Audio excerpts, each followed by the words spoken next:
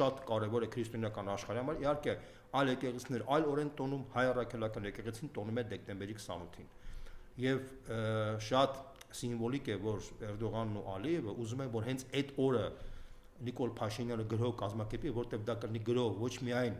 հայ առաքելական եկեղեցու դեմ, այլ քրիստոնեության դեմ ընդհանրապես։ Սա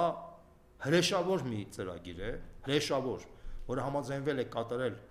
Նիկոլ Փաշինյանը, որտեղ անասնական վախ ունի սեփական ժողովրդից, անասնական վախ ունի, որ կարող է իշխանությունը կորցնել, եւ այդ վախի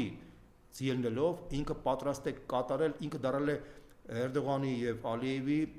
PR-ի գործակալը, այսինքն ինքը դարել է, ոնց ասեմ, ինքը պատրաստ է բոլոր ծառայությունները իրականացնել միայն թե ինքը ստանա այդ բաղձալի աջակցությունը այդ մարդկանցից։ Ես ուզում եմ հիշեցնեմ այն դավաճան եկեղեցիներին Պետրոս Առաքյալի